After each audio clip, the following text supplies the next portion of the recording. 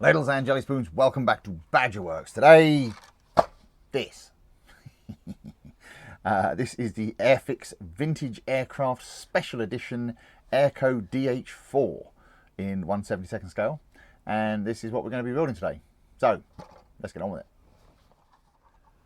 So yes, this is indeed the Airfix Airco DH4. This is quite an old kit. It actually says there on the box 1987. So yeah. Although interestingly enough, I didn't buy this new. I bought this from a collector or from a trader at a model show, and it's kind of interesting. They've put rare, it's like, and then they've stuck that on the box. And I tried to peel it off, and it's tearing the box to bits. So it's like anybody who actually wanted to collect this is now doomed. But anyway, that's beside the point. So this is it is a special edition. You'll notice on the box there are two portraits, and that's Major Leckie and Major Cadbury, and we'll talk about them in a minute. So let's get this out of the box and have a look at it. Now, I have had a look at this already to make sure all the bits were here, and it's in pieces. It's been looked at, shall we say.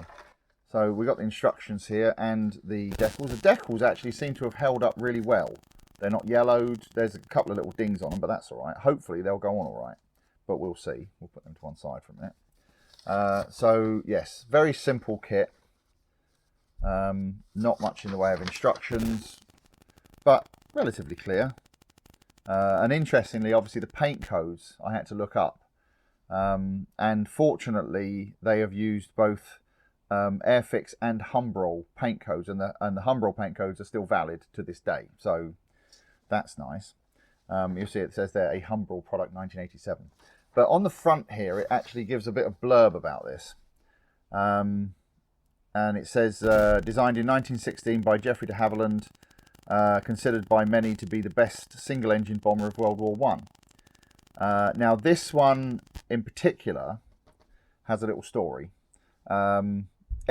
Egbert Cadbury and Robert Leckie. On July 8, 1918, the German Naval Airship Division commissioned a brand new flagship, the 7-engined L-70. On August the 5th, L-70 departed from Nordholz with 3 other airships to embark on a bombing raid against England under the command of Fregattenkapitän Peter Strasser. At 2010, the 4 Zeppelins were spotted by the Lehman Tail lightship, which was moored 30 miles off the Norfolk coast. The sighting was reported to Commodore Ellison at Lowestoft. Local defence units at Great Yarmouth prepared for an air raid, while 15 aircraft were dispatched from airfields at Bergcastle, Cove Hythe and Great Yarmouth. Great Yarmouth is a nice little seaside town, which I've been there many times, to intercept the Zeppelins. Among these aircraft was a DH4 number A8032, piloted by Major Egbert Cadbury, Commander 212 Squadron, with Major Bob Leckie, Commander 228 Squadron, flying as observer. After climbing to 10,000 feet, Cadbury and Leckie saw the 4 Zeppelins, clearly visible through the summer evening sunlight. Their DH4 continued to climb to 16,400 feet, where they turned and approached L-70 from head-on and slightly to port. With 2 bursts of machine gun fire from Leckie's Lewis machine gun, L-70 caught fire. After 45 seconds, the whole of L-70 was ablaze, and the airship plunged downwards, crashing into the North Sea off the Norfolk coast. Cadbury and Leckie then endeavoured to engage the second airship, L-65, but Leckie's gun jammed. The other airships, after seeing the destruction of L-70, abandoned the raid. After the attack, the DH-4 made a dangerous journey home through thick cloud and darkness. For their action, Cadbury and Leckie were awarded the Distinguished Flying Cross on August 21st. Their action played a major part in convincing German military commanders that airship bombing raids on England were an unproductive waste of life and effort. So there you go. So yes, this is a very specific aircraft. Now let's have a look at the thing itself. And on first glance, it actually looks pretty good, I have to say. Some bits have been removed from the frames and whatnot, but it's a second-hand kit, that's fine. I like some of the detail here, like on the fabric part here. They've actually got like the creases in the fabric, which is nice. One thing I have noticed is one of the steps on this side are not very well formed, but doesn't really matter. And there's a few other bits like here. I don't know if you can see those very well, but the control surfaces for the rudder are not great. But again, it doesn't really matter. Minor points. There are actually some surprising levels of detail on this. In fact, let me get the other camera in so you can see it a bit closer up. Hang on. Right, that's better. I apologise if you can hear a crying child in the background. That's my neighbour's, one of my neighbour's grandchildren, but whatever. So yes, what I was going to point out in particular is, hopefully you can see that. Focus. On the drum of that Lewis gun, it actually has the serrations on the edge of the drum, which is quite impressive. And also, if you look at the Vickers gun, you can see like the cocking handle and everything on it. I like that's really good. The pilot figures are not great, and that matters because we're actually going to do something with this. So I'm actually going to change them out for different figures, but we'll get to that in a minute. There's not really a great deal of flashing on it. Little bits here and there, but nothing terrible. Yeah. And the only other thing is I found that putting the fuselage together, it is a bit iffy here and there. It's not straight. But again, that's, you know, this thing's probably older than a lot of you. But yeah, it'll be fine. We might have to do a bit of filling and sanding, but that's perfectly normal. So yes, that's all looking very well. Now, here's the thing. With the pilots, I actually want to change them out because, like I said, firstly, they're not particularly detailed. But also, what I want to do is I want to pose one of the pilots. So I've gone through my spares box and I found two pilots, or two pilot figures. This one I think is from either, they're both Airfix from the starter kits. This one I think is from the Spitfire, so it is World War II, but I'm not that fussed about it because it's like he's wearing the life preserver, but I'll just turn that into a scarf or something. And then there's this chap as well, which I honestly have no idea what kit this came from, but they're just a lot more detailed. But what I want to do is I want to have one of these, and I can't decide whether to have the pilot or the observer waving. So we're going to need to do some modification. I think I'm probably going to do it with this one because I need to basically cut one of his arms off and change it. So let me tell you how I'm going to do that first before we get started with everything else. So those of you who've been watching for a while will remember this set here. This is the Airfix 1/72nd scale World War II British paratroopers set. And I use some of these to make the paratroopers for the Skytrain model that I did. I'll put a link in the thing. And I modified some of the figures to give them, you know, to pose them. And I'm going to do the same thing here. So let me get these out. Oh, something just fell out the end of the box. Oh, it was that. Oh. Out you come. These figures, I don't know if any of you have any of these figures or this set, but they are made of a really, really weird plastic. It's like rubber, and I don't know what it is, but it's almost impossible to glue. It's very easy to cut and carve, but it's almost impossible to glue. Anyway, so we have a bunch of different figures on here. And I think the one I'm going to use, because there's this chap here who's supposed to be wounded, and I've thought about using his arm. Let me move that so you can see it a bit better, but I'm not sure if it would actually clear the side of the aircraft, so that probably not that one. Now where is it? So you've also got this chap here who is throwing a grenade, and his arm I think is at the right kind of angle, but he is throwing a grenade, but I think we could probably get away with that, so he's a potential. Now there's also, where's it gone?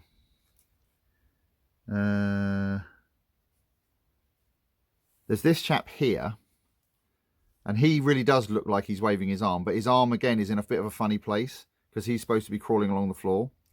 So not sure about that one either. And the other one is this chap here. Now again, he's supposed to be wounded, I think, laying on his back, or in the process of falling over. But again, I think his arm is going to be the best option. And I think for these two figures, this one will be the best option because his arm is in a different position to this one. Because on this one, oh, it's really difficult to show these. On this one, his hands are in his lap. And on this one, his hand is on his leg. So it'll be a lot easier to remove that and carve it back into something that looks vaguely like a model. But again, I can't decide whether to do this as the pilot or the observer. Probably the observer, I would say. So a right arm. Now, the only trouble is, if you actually look at these, you can see the scales don't really match. These figures are slightly bigger than these ones. So that's going to be a bit of an issue. But let me have a think about this, and then we'll figure out how we're going to do all this. Right, so let's move that out of the way for a minute. I'm going to chop this guy's arm off. Cut it off fairly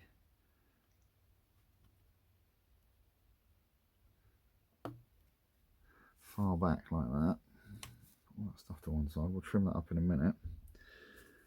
And what we'll do now is I'll spend some time cleaning up this nasty mould line on this, and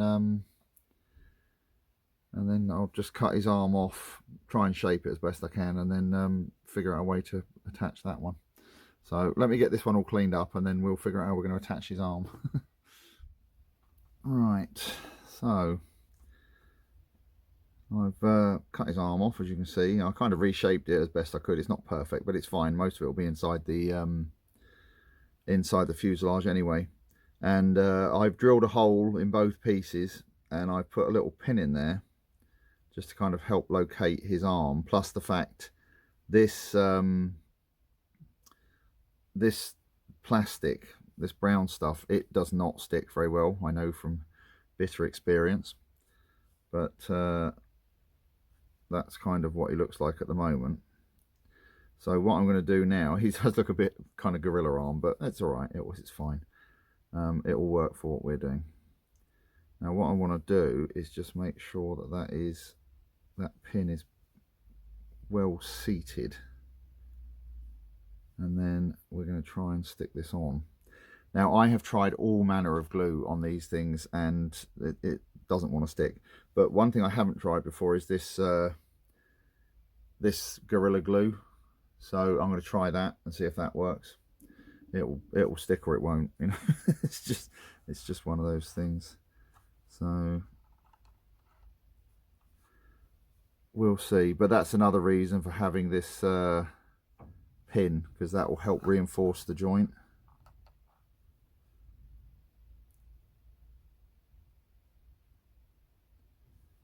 But we'll see. So let's see if this works.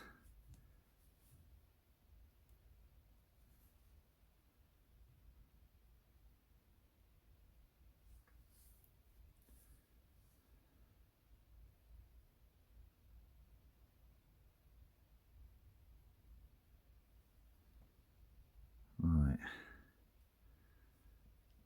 So there we are. Like I say, he's a bit of a gorilla arm, but I think it will work. So we'll put this to one side and let it dry and make a start on the rest of it.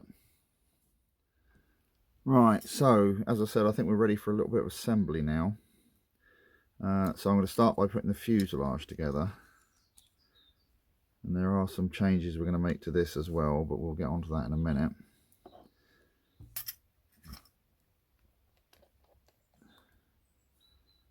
So we'll glue this up.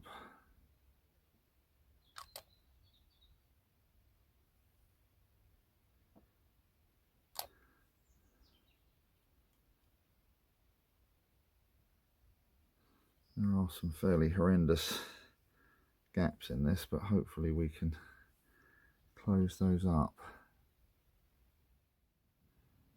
Now, according to the instructions, I really should have put the seat and everything in first, but I have checked and the seat will fit afterwards, which is what I want to do.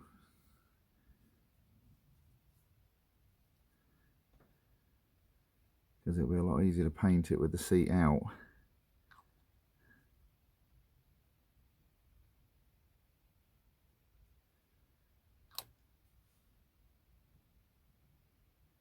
Alright, let's just try and line this up as best we can, and then we'll clamp it up and let it dry. Alright, that'll do for that. And the other thing I want to do is I want to put the all of the different struts in here, but there is something I want to do first, because actually also need some cleaning up as well, but there's something else I want to do first. Let me show you. One of the nice things on this model is it has the various, these are for the control wires to connect to, so they would actually control the ailerons. So I think it would be quite nice to actually try and rig this a little bit. So what I want to do is I just want to drill some holes in the wings for where those control wires would be. So this is a 0.5mm drill, and all I'm going to do is I'm just going to use it. I'm not going to go right through, but I'm just going to make a little divot like that, you see, and that will basically make it easier to attach the wires, which will be elastic, but we'll get onto that later.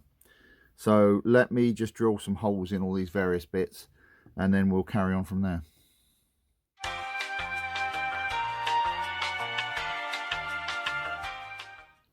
Right, so I've just taken some time cleaning up some of the parts, especially all these struts, which were fun, as you can imagine. And what I want to do now is start actually gluing these in to the top of the wing before I paint it. So as you can see though, they don't sit straight, they tend to flop around. So what I'm going to try and do is just take a little bit of masking tape, and I'm going to try and stick these in so they kind of stay vertical if I can, or at least more or less straight, like that, and then put a bit of glue on them.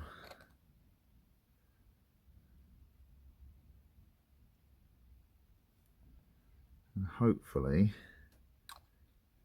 that will keep them upright. Stop laughing at the back while I wait for the glue to dry. So just to show you again, because I just realised I wasn't really under the camera there. Oh, get in there.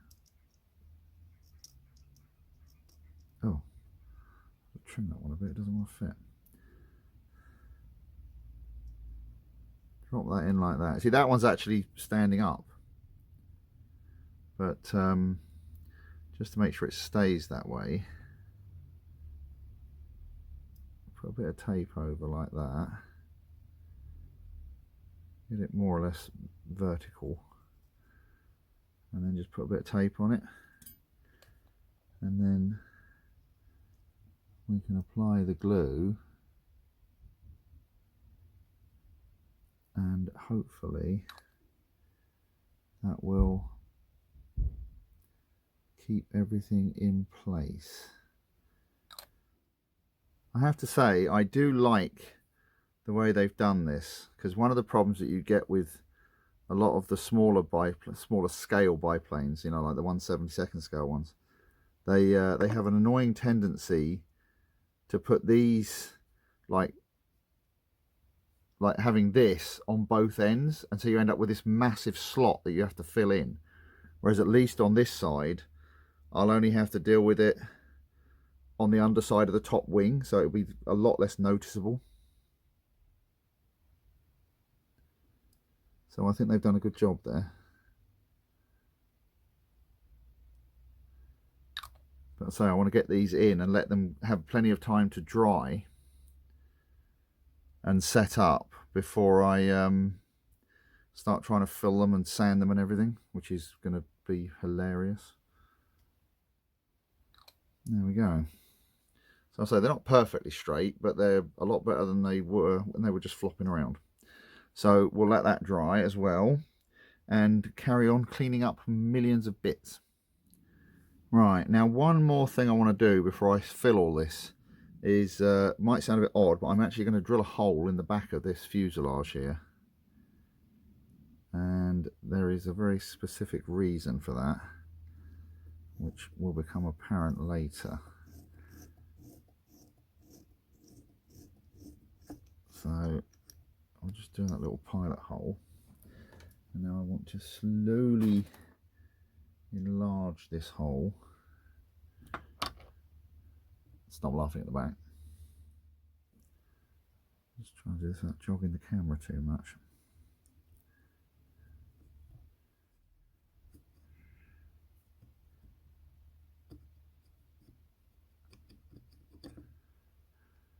Alright, now for my next trick.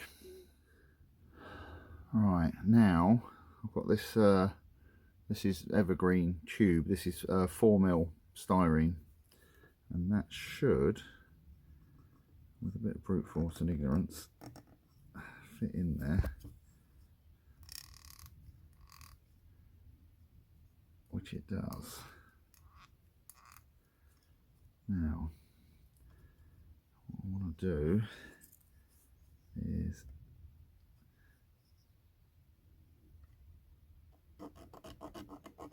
just put a little mark on that so I know how long it is.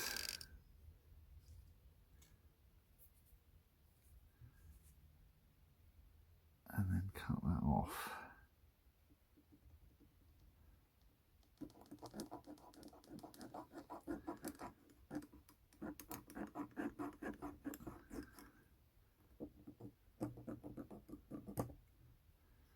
Right, now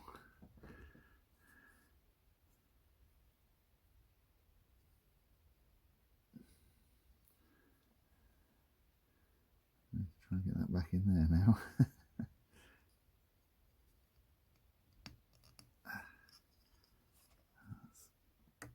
It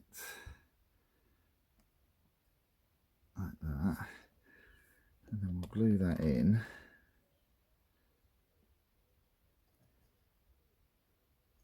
and we'll leave it for a while, and then we'll trim it off, and then I will explain why it is there. But yes, once I've got that trimmed off, I'll start filling all this in. I'm going to do that off camera just because it's going to take a while. But I'm going to use this Mr. Dissolve putty just to fill everything in. So I'll get all that done and then we'll come back and see what it looks like. Right, I've just been cleaning up parts, which is as usual taking forever.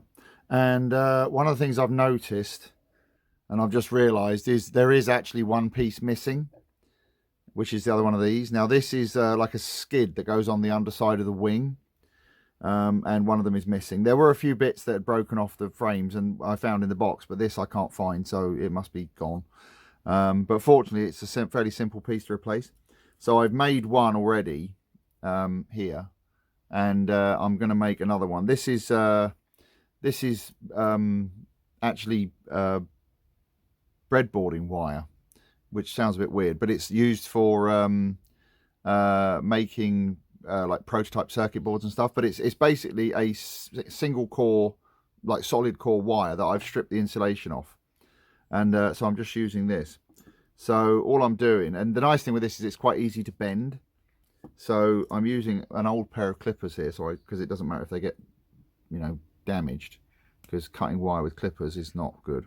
I'm not using my good ones for this, but all I'm doing is I'm just starting off by making a little tiny bend on the end, just to go into the hole on the wing. So it basically goes in, yeah, like that. So, and then it's just a case of using the original as a form, and just you know, bending it into shape. So, which is kind of easier said than done. I might actually use this one so they come out exactly the same. But all you do is just put it up against the other one, mark where it needs to bend, and using these like long nose ply or needle nose pliers, because this gives you a nice sharp bend.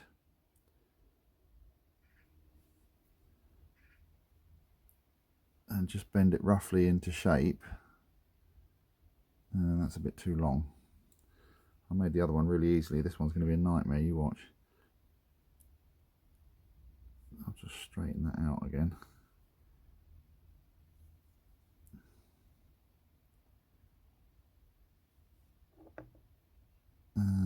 That looks a bit more like it.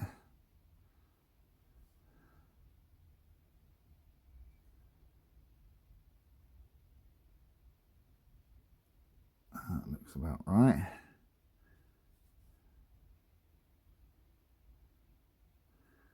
And then do the same again here.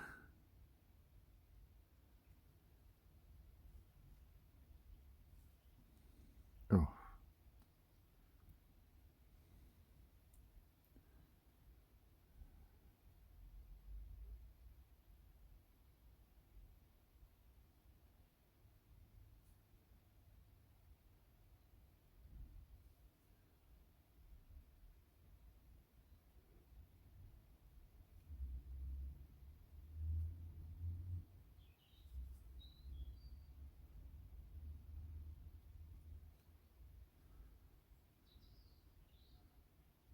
Touch more. It's kind of awkward doing this under the camera is the problem.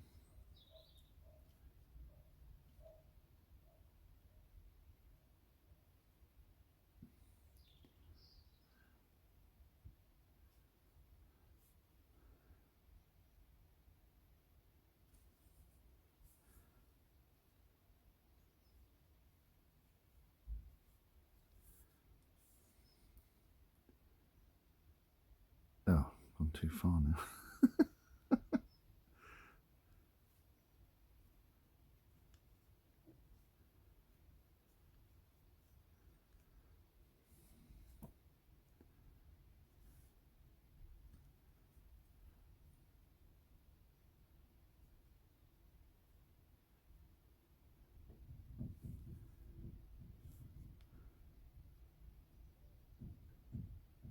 Like that. That looks about right. Now what we want to do is just nip it off so it's the same length.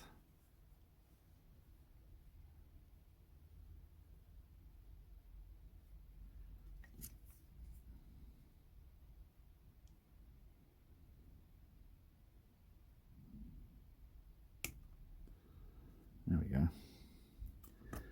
Now we can test fit it.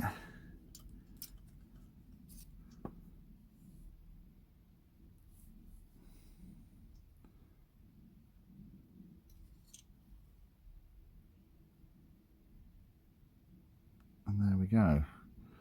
So I'll super glue these in and then finish cleaning off all these other bits and then go from there. So one thing I want to do as well before I prime all of this is make some turnbuckles for the rigging, because yes, this is going to be rigged because apparently I'm a glutton for punishment. So what I've got here is a pin vise, and in it is a piece of wire. Now it is very thin wire, but it's actually hardened wire, and this came. It was a strand I took from an old bicycle brake cable. So it's very, very thin, but it is also very stiff. Stop laughing at the back. And what you do is I've bent it into this shape. And what I'm going to do is I'm going to take a piece of wire. Now this wire is just oh, if I can get hold of it, which I can't. This is copper wire, and this is just a strand from, you know, again, just a piece of wire that came off an old plug or something. And what you do is just bend it in half, like so. And this is very fiddly, but you know.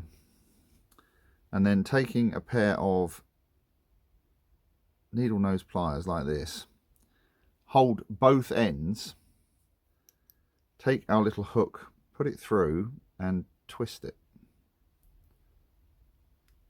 like so.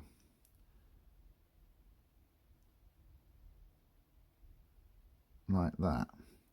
And what we'll end up with, and hopefully you can see that, is there's a little tiny loop in the end of it. So then we take hold of that and try not to drop it, because I have dropped so many of these things.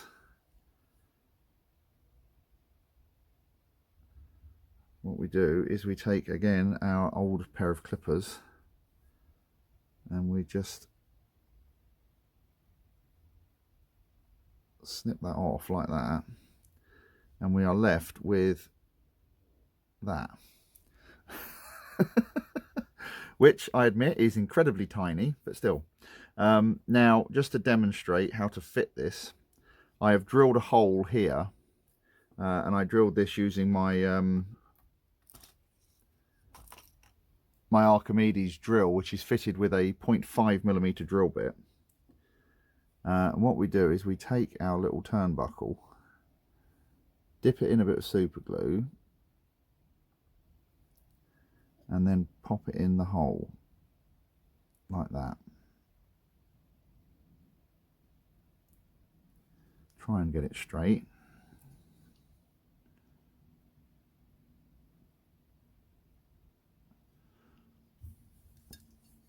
There, hopefully you can see that.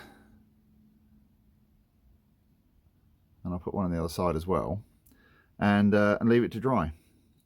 And what I'm going to do is I'm also going to put some on the upper wing here. I mean, it's going to go on both wings, but what we do is I'm going to put these in front of the struts. So I'm going to come in like so,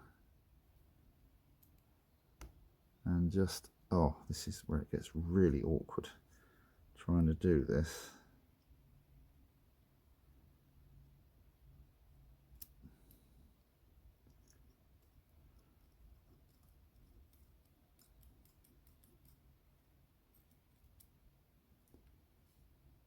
Oh, I'm trying to do this in such a way that you can see what I'm doing. It probably helps if I put my glasses on so I can actually see what I'm doing, but you know.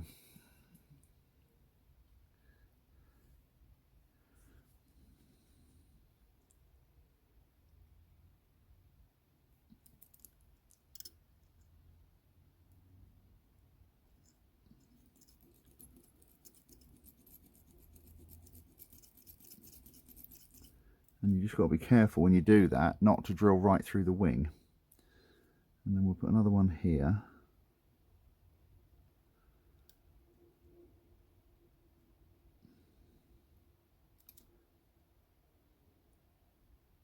Oh.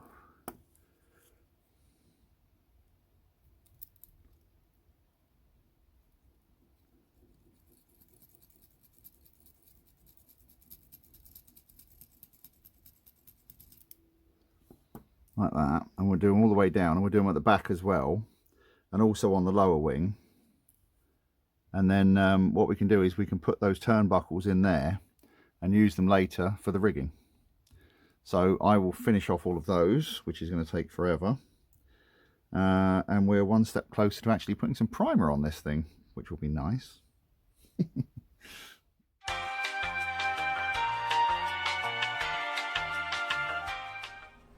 Right, so I did a few bits off camera here. I stuck the wings on basically just so I could fill the gaps on the underside, and I'm getting ready now to start actually painting this thing.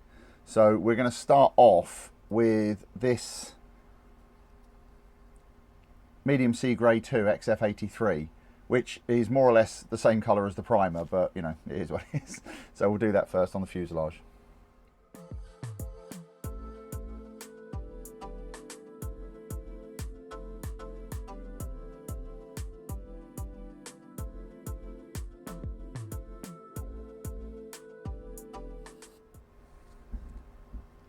Like that. Now for the underside of the wings, it calls for matte linen, which I don't have. So what I'm going to do is I'm going to start off with this XF3 flat yellow, and it's going to seem very, very yellow, but there is method in my madness. So we'll put a coat of this on first, and then I'll show you how we're going to tone it down afterwards.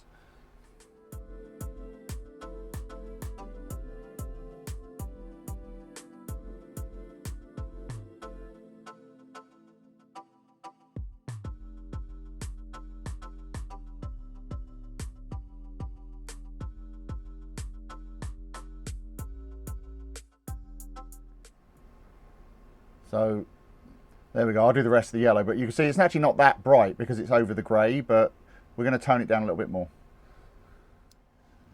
Right, I've just masked all this up, and now we're going to give the top of it a coat of this XF52 flat earth. Stop laughing at the back.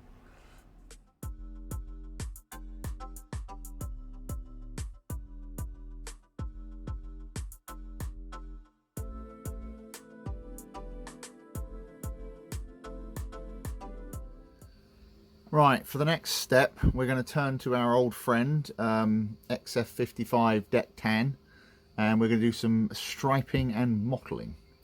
So, let me show you what I mean. So, I'll do it on the back first, because it'll be a bit easier to see.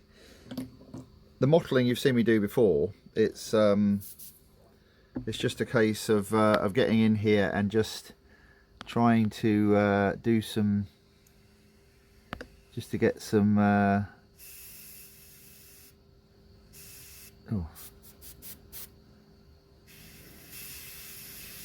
just to get some random blotches of colour over the fields of the panels, and we're going to go over the whole of the front of it with this, the sides and everywhere,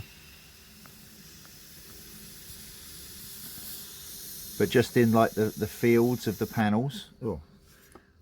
And then for the wings, what we're going to do is we're going to stripe them.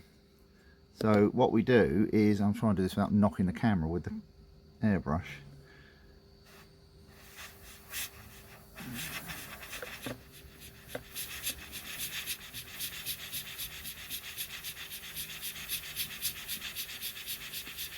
Is in between the spars of the wings, or in between the raised parts of the wing. We just basically go over it and just highlight in between.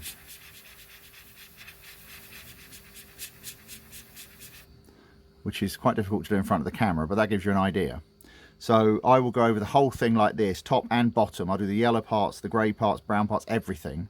And then I'll come back and show you what it looks like. Right, so here is all of the striping and mottling done, and what we're going to do now is we're going to start with the yellow, and I've just masked it up again, and to tone it down a bit I'm going to go over it very, very lightly with this XF59 Desert Yellow. And yes, this is one of the old bottles. Like the really, this is how big Tamiya bottles used to be. It's like when you look at them now, yeah, but anyway, so yes, that's what we're going to do now. So it's a very, very thin mix, and as I say, I'm just going to basically just mist it over, just very, very lightly.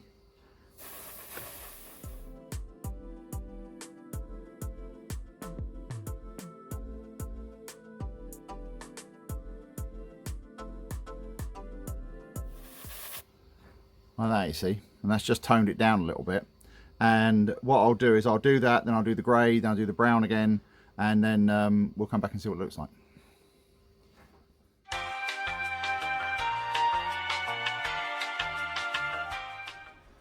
Right, I confess I got a little bit carried away off camera. I apologise, you didn't really miss much. So I painted all the colour filters, as I said. I also painted the scarf ring black, which I just brush painted with this Citadel base, this Abaddon black, whatever it is. I also did the cover, engine cover, with XF16 flat aluminium. Again, this is one of the old jars, and that's about it. I also, on the yellow, like the linen, I gave it a flick over with this X24 clear yellow, and it made a huge difference. Made it look a lot better, so I'm very pleased I did that. And then I gave the whole thing a coat of gloss varnish, because what I'm going to do now is put the decals on. So I'm only going to show you one because you don't need to see all of it. So I've got my little wax burner here with some hot water in it, and we're going to do the one of the top wings here. So again, you can see there that colour. That, I think that looks a lot better than it did before. So I'm going to apply one of the decals, which will be one of these big ones. I'm going to use my Mr. Mark setter as usual. So one of these actually has a ding in it. I don't know if you can see that there. There's a little bit missing out of it, so we'll put that one on the bottom somewhere so it's out of the way. So we'll just cut this one out. I say these decals look surprisingly good considering how old they are. It'll be interesting to see if they actually go on alright or not. So I'll just cut this one out. Oh, try not to cut the thing. It'd probably be a lot easier to do this if I had my glasses on, but still, never mind. And we'll pop this in the water for a few seconds, and we will apply some decal setter to the wing. See if we can. Oh, that will stand up. That's nice. So it needs to go basically in the middle. Oh, in the middle of the aileron is where we want it to be. So we'll apply a bit of this. Stay.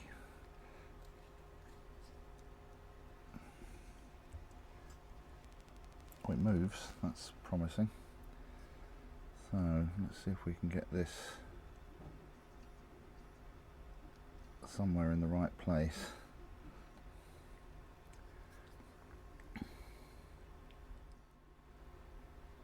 Right, about there somewhere, I think. And then we take a cotton bud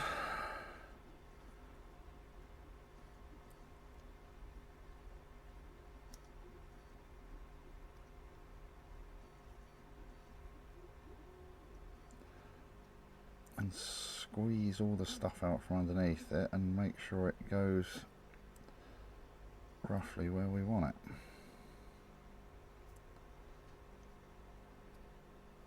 And what you can also do, where the line is for the aileron, if you take a very sharp knife and just run it along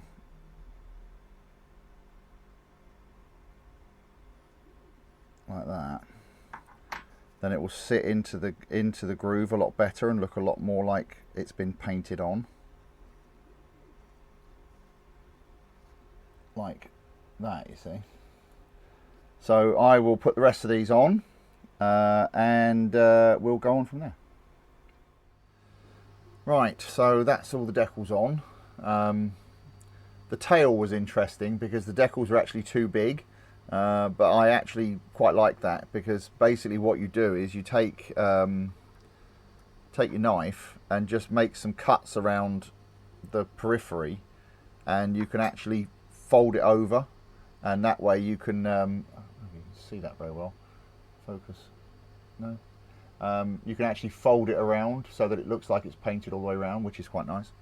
I also popped the skids off the wings to put the decals on, and then glued them back on again, so that's all done.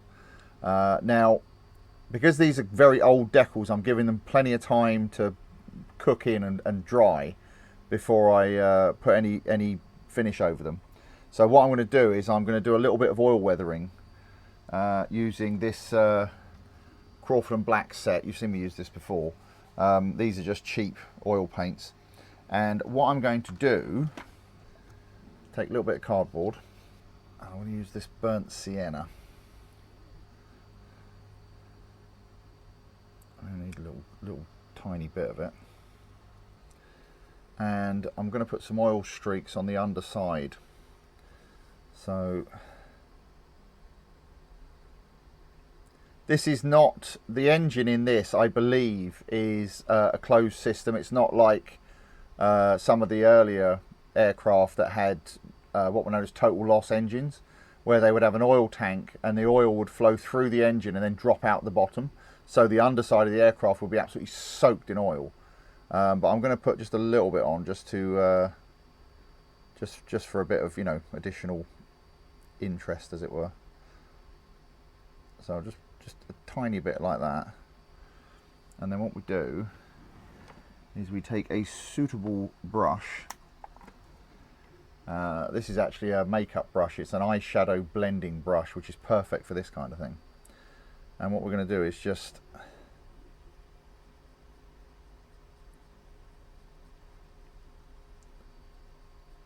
go over it very lightly and just streak the paint like that. And that'll do, really. That's all it really needs, is a little tiny bit like that. So that will do for that. So we'll put this to one side, because there's something else I'm going to do with the oil paints as well. And that is with this. This is the engine, or the radiator cowling. And what I want to try and do, if I can, is take some of this. Oh, if I can get out of the box. Come here. It's stuck to the box. Take some of this black, and I want to try and fill in the grill.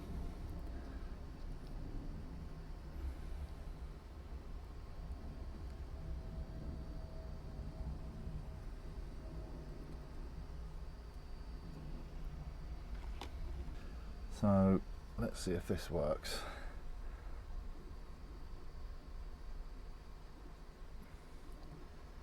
So what I'm going to, so this has already been painted with the same flat aluminium as the engine cover, and I have also gloss varnished it. So the idea is now is we just go over the grill with the black, and what we want to do is make sure we work it right into the moulding of the grill, like so. And then we take basically whatever works, tissue, cotton buds, whatever it is, and we just go over it and we remove the excess paint.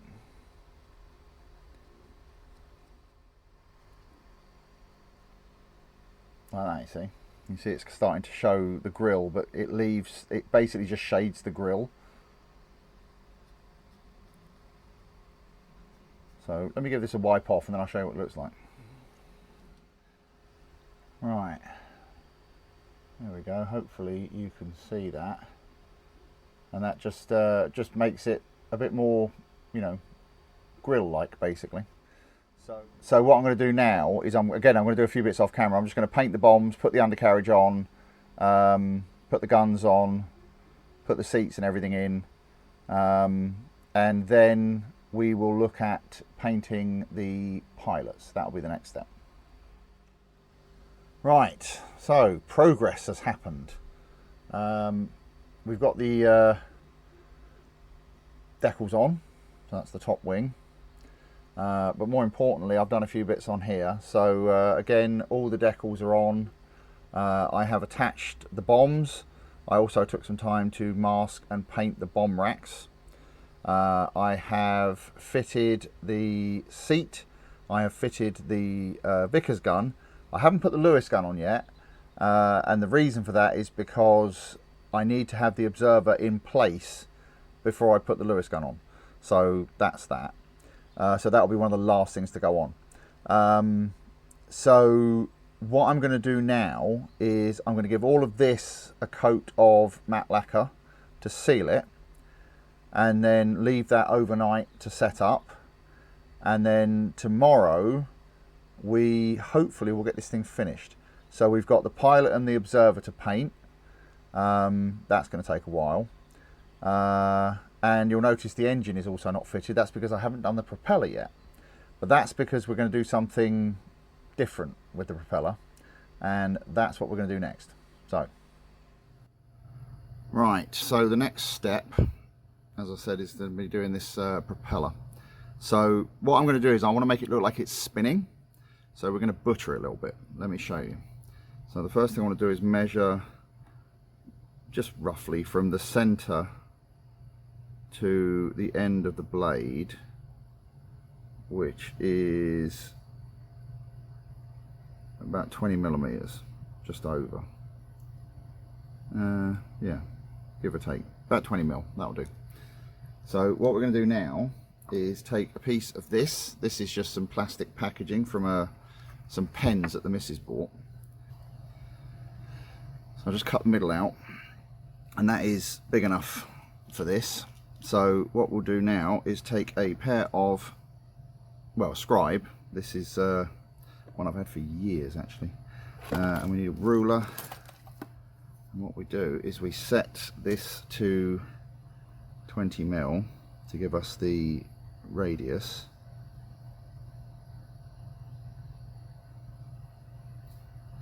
And now this is where the fun starts.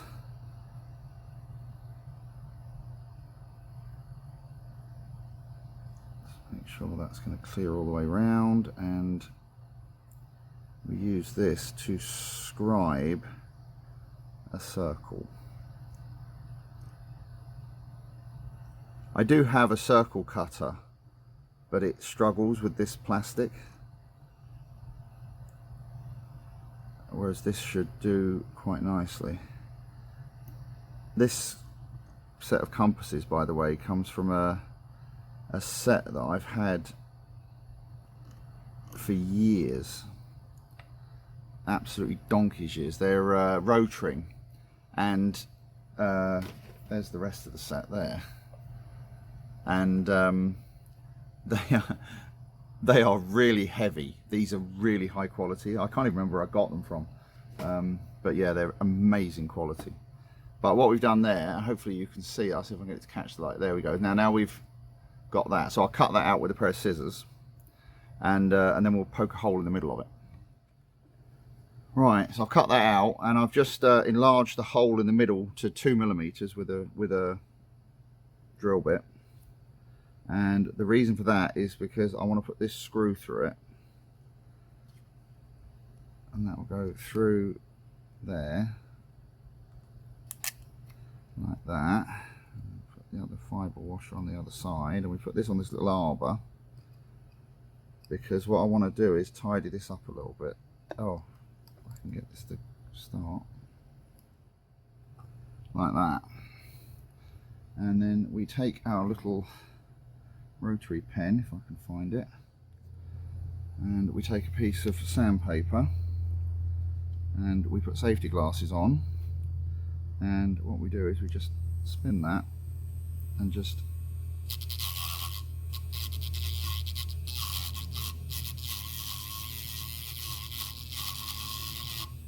and this is just to clean up the edge, and that just makes it a nice even circle, you see. I mean, obviously if you're better at cutting things out, then you won't have to go through that step, but there you go. So what we want to do now is we need to basically start butchering the actual prop. So what I'm going to do is get my razor saw, and I'm going to cut the blades off.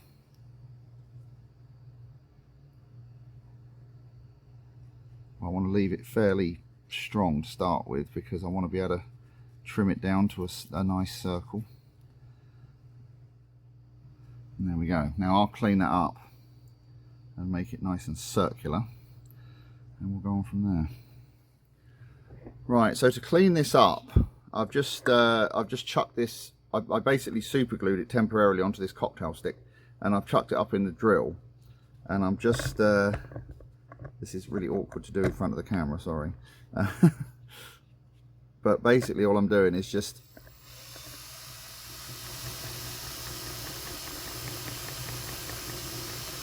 rounding it over like that to make it nice and round. And I'm going to get that down to 4mm in diameter, and then we can be able to fit it in the actual prop bit. So I'll finish this off and then we'll paint the prop. Right, so I've just drilled out the hole in the middle here to 3.5mm, which is roughly the same size as this. And what I'm going to do now is I'm going to stick that onto the hub of the propeller, like that.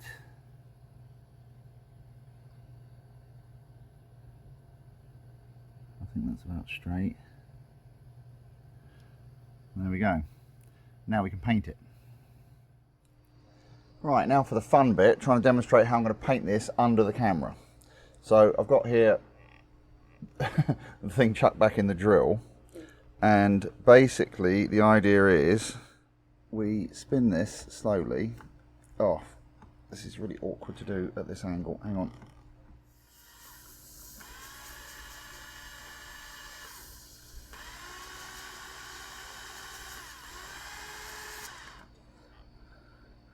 Like that.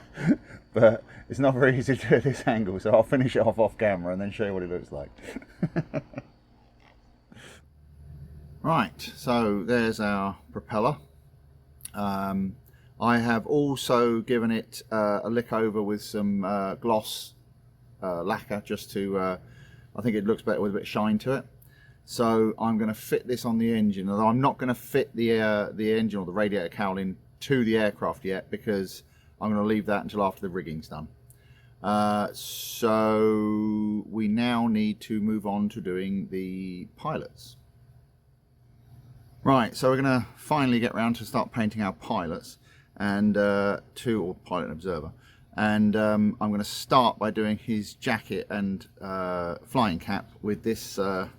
This is Revel Aqua Colour, and this is leather brown. So let's see how we get on with this.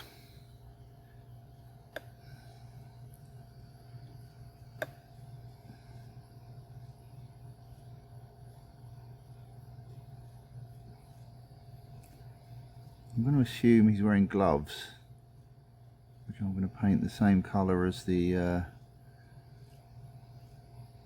rest of him. So what I've done here, the same as I did when I painted the infantry figures.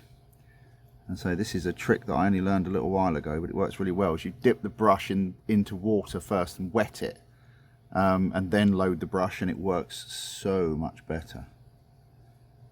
And when you look how much coverage I'm getting from basically one brush full of paint.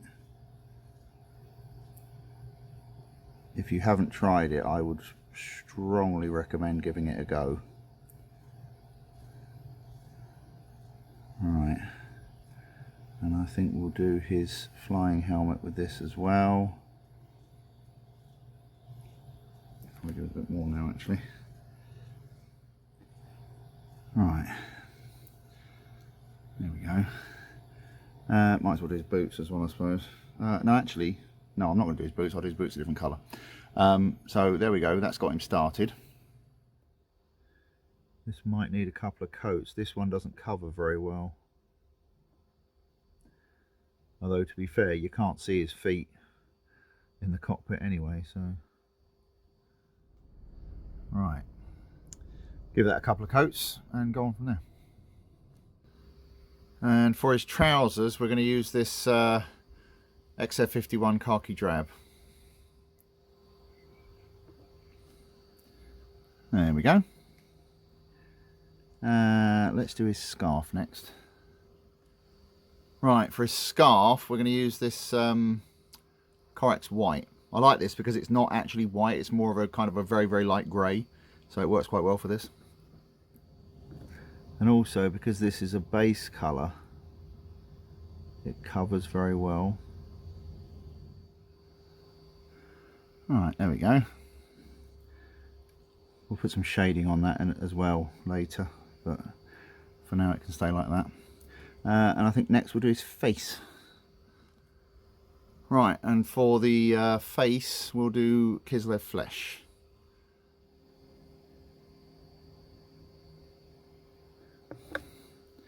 There we go. This one doesn't really have a lot of detail on the face, but here's what it is. Right, so we'll let that dry, and then we might do a little bit of shading on his scarf, and then I think we can call that done. Right, so I've got a couple of washes here. This one is Reichland Flesh Shade from Citadel. This is a grey wash that I made up myself. I did a video on these washes. I'll put a link to it if I remember. But I'll use this for his scarf, and I'll use this for his face. Just hope this wash isn't too dark. Oh no, that's fine. Oh yeah, that's working very well.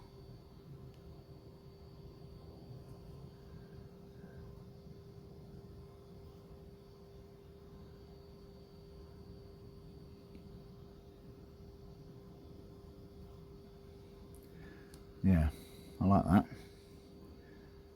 Right, we'll do his face with the Reichland Flesh Shade next.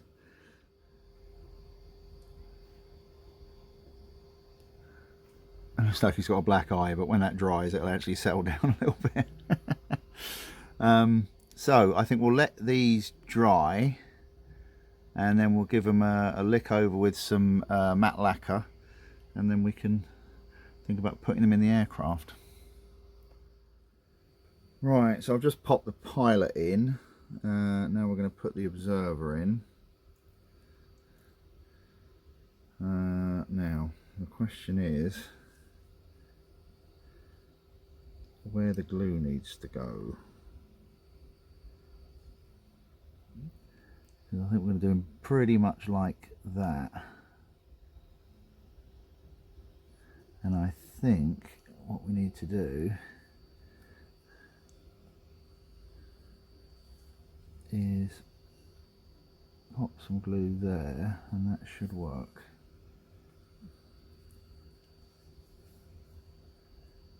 Let's see.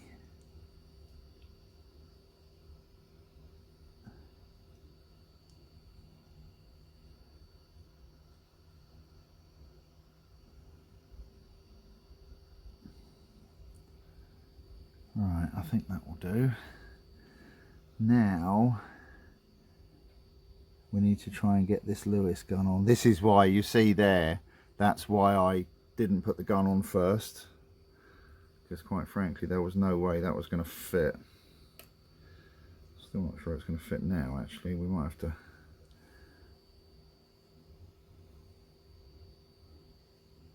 because it's supposed to go at an angle like that, but it might work.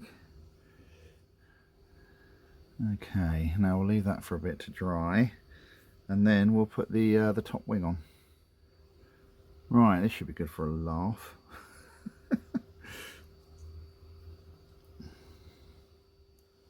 Right, I think what I'm going to do is I'm going to start from one end and work my way down. I think that's going to be the easiest way to do this.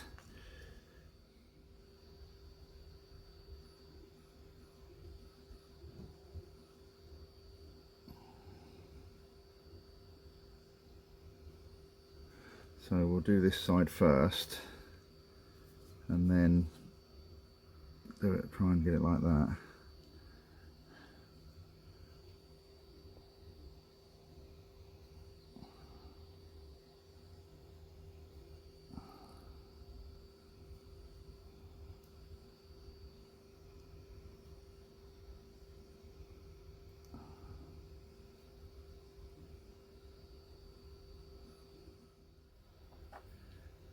See, this one's caught on the exhaust now. Get off of there.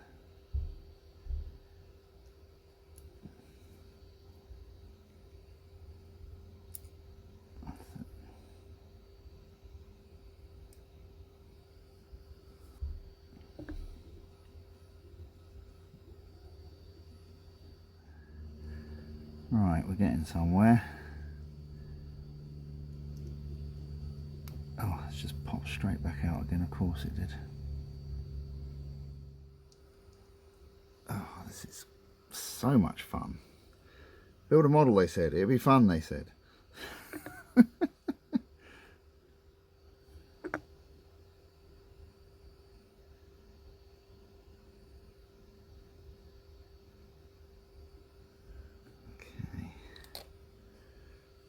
Now we need to get these two in. That one is just about in.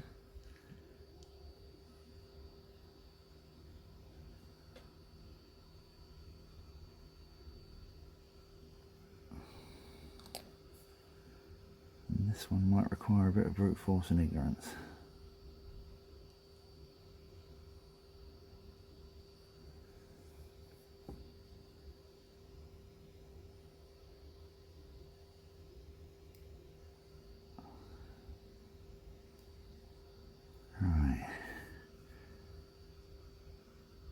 Looks more or less straight. Right, we'll let that dry and then we get the real fun of the rigging. Right, so we're going to make a start on this rigging, and I'll start by doing the tail first. So I've got some tools here. So first of all, I've got some Prim knitting in elastic. This is 0.5mm, good stuff for this kind of job. Tweezers, obviously, and I also have these. These are my expensive scissors. These are fly tying scissors, and the reason I use these is because you can't, I don't know if you can really see it on the camera or not, probably not, but they have micro serrations on the edge of the blades, and it's so that when you squeeze them, they actually grip, because obviously if you're trying to cut fishing line, when you squeeze like that, it wants to pop out. So these actually have like micro serrations in the blade that actually grip as it cuts. So, but any decent pair of scissors will do. So I also have in this pin vise a sewing needle, and hopefully you can see that, but I've just nipped the end off of the eye, and that's to allow us to apply the super glue. So we'll start off with the rudder. I think that's probably the easiest thing. Glasses would be useful. And one of the things I found with this is it either works or it doesn't, which I know sounds weird, but we'll just put a drop of super glue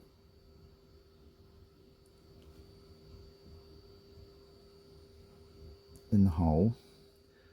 Now we take the end of our come here, and we pop that in like that.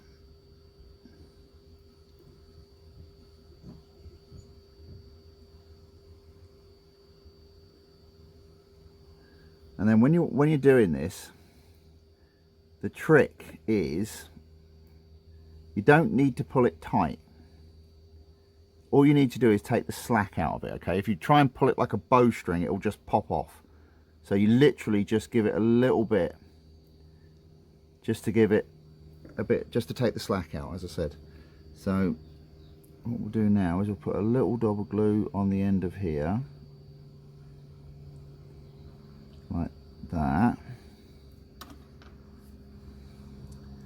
And then we take this, oh, don't, and we just pull the tension out of it like that and touch it on, and hopefully that will stick like that. And then we take our scissors, and this is really awkward as with so many things, so awkward to do in front of the camera, and we just snip that off like that. You see, easy as that. One of the things I found when you're doing this, and try not to get too disheartened if it does it, is this either sticks instantly or it just won't stick at all, and it will never never stay in place. I really don't know why, but it does happen sometimes, and if it does, you just have to keep trying and hope for the best. Let's get hold of that. And again, just all you're doing is just taking the slack out of it. And then touch it in place and it should stick. So if you try and pull it tight, it will just pop off. And then once again, we take our scissors and we snip like that. Right, so what I'm going to do is I'm going to kind of lace this. I'm not going to do it all on camera because it's going to take a long time. But basically I'm going to go from the top down to the bottom here, then up to the top here, down through the loop in the middle, up to the loop the other side, down, and then back up to the other side. So let me get this all finagled into place, and then I'll show you how it all works. So, I'm going to be constantly hitting the camera here, you watch. This is like threading a million needles.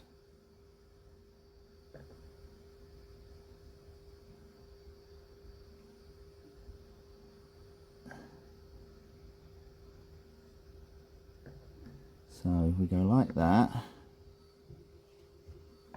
then we go down and go through this one.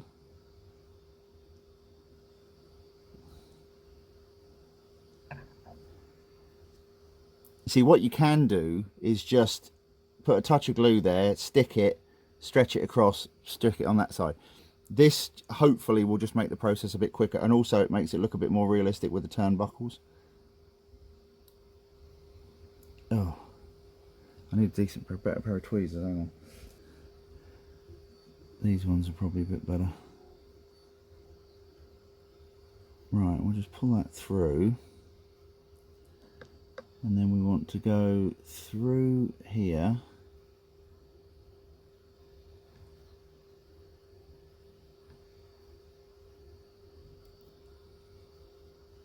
Like that.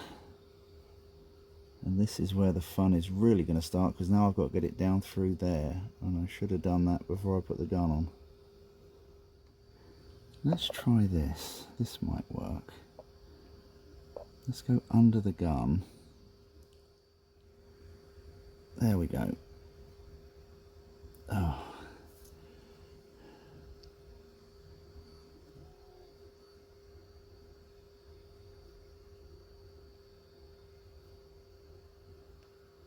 Right, and then we pull that back out from under the gun. There we go. Oh. So you can see why this is so much fun. Although it is oddly satisfying, I have to say.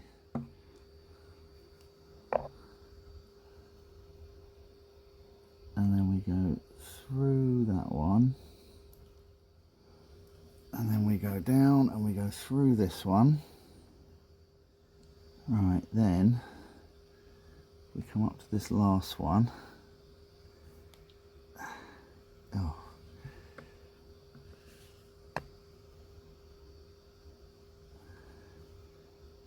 And we stick that in place. Now we'll let that dry for a minute, and then what we're going to do is very carefully pull all this back through.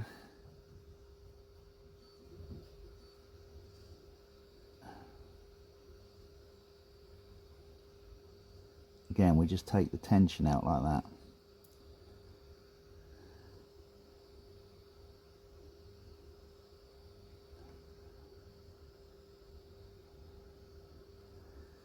Now we work our way back across like that. And then what we do is we come over to this side. Now we put a bit of tension on this,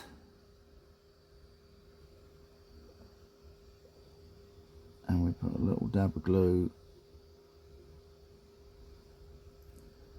like that.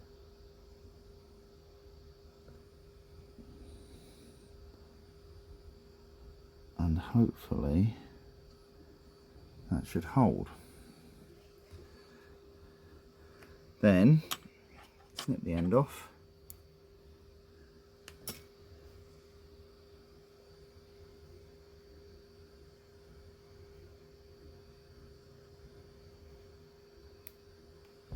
And there we go.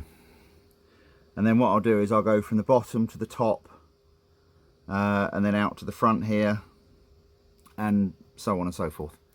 So I will get on and do the rest of this. Then when it's done we can put the engine on, and then there's one more step before we wrap this up.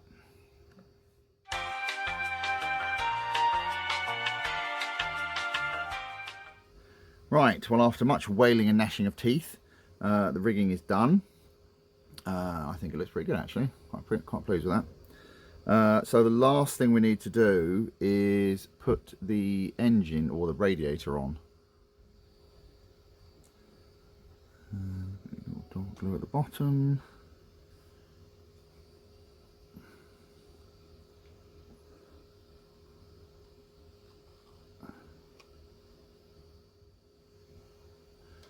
There we go. Right, I think we can wrap this up. And here is our finished article. I'm quite pleased with how this came out, I have to say. Considering the age of the kit and everything, I was expecting horrors, but it actually went together quite nicely. The paint job looks alright as far as I'm concerned. The rigging went a lot smoother than I anticipated. So yes, I'm very happy with this. Now I dare say that some of you are probably thinking, well, you drilled that hole in the back of it and you said you were going to tell us what it was for and you never did. Well, I'm going to tell you right now, because this is actually the final piece of the behind the lines diorama. So there you go. This is what I had intended to do from the beginning. I just wasn't sure if I was going to be able to do it or not, but there you go. So hopefully that's added a little something to the whole diorama. And now you see why I've got the observer waving out of the back of the thing. So yeah, hopefully you've enjoyed this little video. I'd, as ever, like to take a moment and thank my top tier patrons, Howard, Amy and Hawaii Clive-O, for their continued support. Much appreciated, as indeed it is for all of my patrons and channel members and all you lovely people at home. It really is very, very much appreciated. So yes, thank you very much for watching, and I will see you on the next video. Cheers. Bye.